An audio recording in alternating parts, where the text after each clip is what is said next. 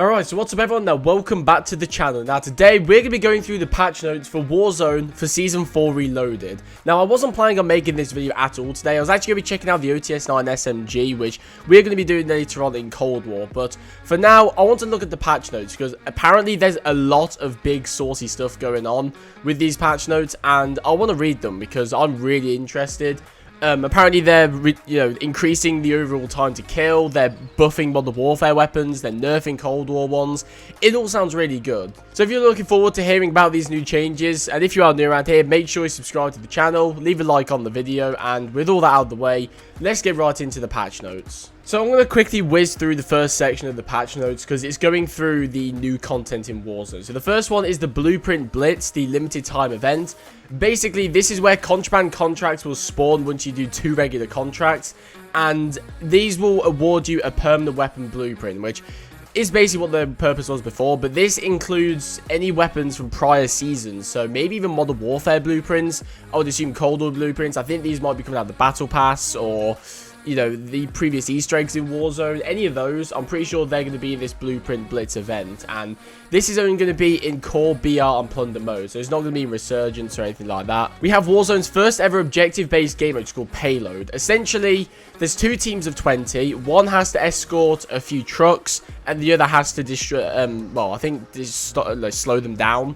You can destroy barriers, you can build barriers, you basically just gotta do whatever you can to stop the trucks making it through, which does sound quite interesting. I might give that a go here on the channel when that comes out, but it isn't out as of yet, so keep that in mind. Next up, they talk about the red doors. They don't really say anything, they just have redacted because they're edgy. I think the red doors are just staying is what they're saying.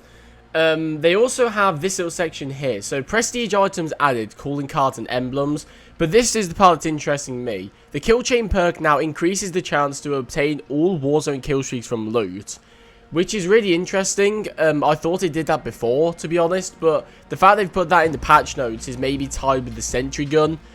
So if you want to try and get the new sentry gun in Warzone, then you want to use this perk because it will increase your odds of getting it. Speaking of the sentry gun, we have a bunch of new loot in Warzone. We have the new Gulag loadouts, obviously. We have the sentry gun kill streak, which can only be found in red door control rooms, which, considering the strength of the kill streak, I'm assuming how strong it's going to be, this is actually a really good thing.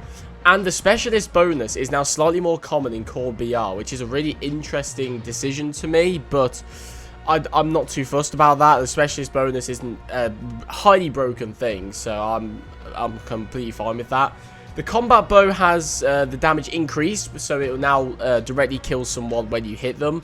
Players will now drop their current equipment directly behind them when looting a loadout drop. Vertical camera movements will no longer be locked when sliding on a downward slope. And finally, we have the dirt bike. You can be able to wheelie, which is pretty cool. You can also lean forwards, and you'll increase the steering sensitivity when you lean forwards, which is all pretty good. Now this section here is one of the main sections of the patch notes, so I'm going to quickly read this out. We are excited to share that we are planning the debut of 2 new Warzone specific perks. Alongside them, High Alert will also be receiving an update that allows players to hear Dead Side's footsteps. Until then, we may see a weapon make its long awaited debut in Verdansk, which is really fucking good. Thank you, Raven. It's about time. Warzone specific perks is a brilliant idea instead of just keeping the ones that we've got and balancing them. And by the sounds of it, they finally accepted the CX-9 or RAL LMG's existence. Thank God. I mean, I would infer this is the CX-9 because from trailer footage from the Payload game mode, someone saw the CX-9, so I would take this, I would say this is going to be the CX-9, which is extremely exciting in my opinion. Thank God. Thank you, Raven. And at least they remembered they exist, which is great. We also have a bunch of bug fixes. I'm not going to go through all of these. If you want to go through and read them for yourself, I'll leave the patch notes in the description down below. But there's a bunch of in-game bugs, UI bugs, accessibility, a bunch of different stuff that personally I don't really care about, and I don't think it's all that important.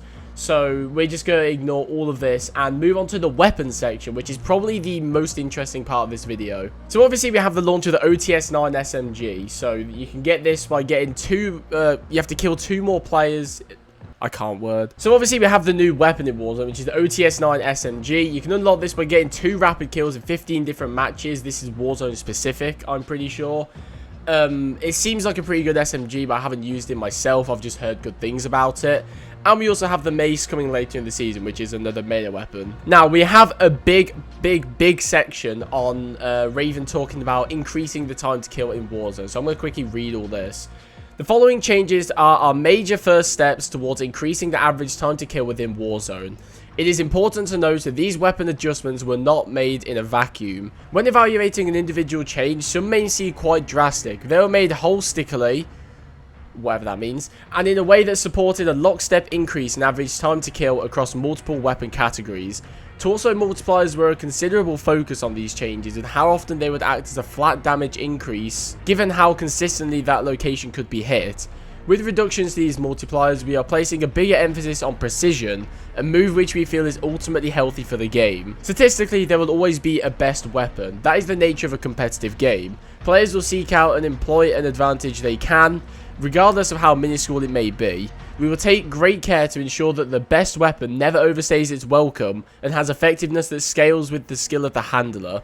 Conversely, there are also a great deal of players who prefer a myriad of options to choose from. Our goal is to provide exactly that. We will continue to compress outliers, both over and underperforming, until each weapon is viable at the very least. We do not want players to feel they are at a distinct disadvantage for not conforming to the generally accepted best weapon. We will be closely monitoring weapon performance to ensure the game is in a healthy state, following the biggest balance update in the history of Warzone. So obviously there is a lot to take in with just that paragraph alone, and if you want to see even more stuff to take in, you can go and actually look at all the changes. I think they've at least changed almost every single weapon in Warzone, and considering there is upwards of, I think, 100 guns in Warzone at this point, this is absurd. And for me to sit here and go through every single one of these changes is ridiculous. So I'm just going to once again leave a link to the patch notes down in the description below. However, what I will do really quickly is I will go through the Modern Warfare weapons they've changed, because I'm actually quite interested in that. Cold War weapons not so much, but Modern Warfare weapons were kind of neglected for a while. So the first one they've affected is the AK for Modern Warfare. The upper torso multiplier decreased from 1.2 to 1.1. Very weird that they've nerfed the AK from Modern Warfare considering no one used it. We also have the CR56 AMAX. Headshot multiplier increased from 1.5 to 1.55. Upper torso multiplier decreased from 1 to 1.1. So once again, that's that emphasis on precision. You'll do a lot more damage if you hit the head. We have Assault Rifle Bravo. Which one is Assault Rifle Bravo? Hold on, give me a sec. Assault Rifle Bravo is the FAL. Alright, I don't know why they have to be edgy and call it that, but the FAL headshot multiplier decreased from 2.05 to 1.62. And upper torso multiplier decreased from 1.2 to 1.1. So they basically just nerfed the FAL there, which is once again quite weird. I don't really see many people using the FAL, but I do understand it was pretty good. Oh my god, Assault Rifle Golf, which I think is the SCAR. Yeah, that's the SCAR. Upper torso multiplier decreased from 1.2 to 1.1, which is, I'm pretty sure this thing just got a buff, but obviously they're trying to increase the time to kill, so this makes sense. The Grau 5.56 has its minimum damage increased from 22 to 24, so they've buffed the Grau, which is really interesting, because I thought it was pretty viable anyway, but I don't mind this. I love the Grau, so I don't care. The M13 has its minimum damage increased from 19 to 20, so this is a small buff to the M13. I don't think this will really change much, but it would probably be good considering pretty much everything has been nerfed, I'd imagine. Assault Rifle Charlie, which is the M4A1, maximum damage decreased from 28 to 27, minimum damage increased from 22 to 23. So this isn't a buff or a nerf, it's just kind of a rework to the M4. I love the M4, so I'm interested to see how this will change it. We also have the Odin here. Upper torso multiplier decreased to 1.3 to 1.2, which is fair enough. That thing is pretty powerful. We also have the Ram 7 here. Maximum damage decreased from 28 to 26, which does make sense once again because the Ram is probably one of the most powerful Modern Warfare weapons. The MG34's maximum damage decreased from 31 to 29. Minimum damage decreased from 28 to 27. Headshot multiplier decreased from 1.5 to 1.4. And upper torso multiplier decreased from 1.1 to 1. So I don't know why they nerfed the MG34. I mean, to be fair, it probably was really powerful and we just didn't see it. But I don't see anyone using the MG34. Like, I can't remember the last time I used that weapon. Next up, we have Light Machine Gun Alpha, which is the PKM. Maximum damage increase from 31 to 32. Maximum damage range decreased by 7%. And upper torso multiplied decrease from 1.1 to 1. So I have used the PKM a little bit, and I would say it is pretty decent. This doesn't seem to buff it, or it seems to nerf it more than it does buff it, but I'm not sure how that'll fit in the new meta of the game. And finally, for LMGs, we have the SA87, upper torso multiplied decrease from 1.2 to 1.1, so that's just keeping it in line once again. We have Submachine Gun Alpha, which is the AUG, I'm pretty sure. The minimum damage increased from 25 to 26, headshot multiplied decrease from 1.62 to 1.47. So this thing, I'm pretty sure recently got a buff, and it's just had a slight nerf.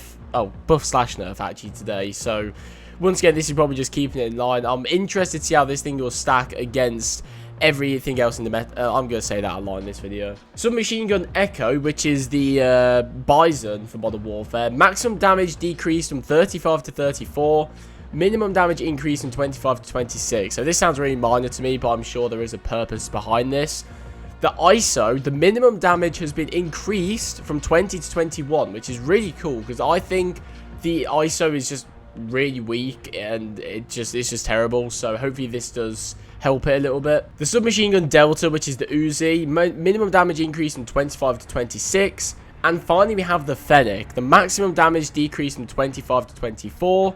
And minimum damage decreased from 20 to 19. So that's all the Modern Warfare weapons. I'm not going to go through the Cold War ones once again, because I feel like it's just going to be a lot of, oh, you know, we reduced this from 1.2 to 1.1 and just minor changes. However, I do think it is quite important and interesting to see what's happening to the Modern Warfare weapons, since they kind of have been neglected for a while now, I won't lie. So in terms of anything else for the patch notes, Black Ops Cold War sniper optics with 4 times or greater magnification will now state they have an optic glint, which is cool. We have Weaver coming in the shop soon. We also have the Special Ops Pro Pack, which is an in-season bundle. This 6-item bundle contains a legendary new skin for Port Nova and 2 legendary weapon blueprints, one based on the Farah and the other on the AK-74U, plus a coin card and emblem. So going off of this icon here, this thumbnail, this looks sick. I'm not gonna lie, that skin is really nice. It's like a pilot skin, and the 2 weapon blueprints are like monochromatic, which looks really nice. So I'm looking forward to that. I might make a video on that. And that's it for the patch notes. So there's a lot of stuff to take in here. Now, I am no stats guy like Exclusive Ace or JGod. If you want to see in-depth descriptions and showcases on all the new changes, I'll leave a link down in the description down below, and you can go check those guys out because they do really good work with all the stats. They work incredibly hard and they deserve all the support they can get. So yeah, I'll leave a link to them down in the description below. Go check them out. And yeah, that's going to do it for today's video. So thank you for watching. If you've enjoyed it, make sure to leave a like and also subscribe if you are new around here. And yeah, I'll see you guys in the next one.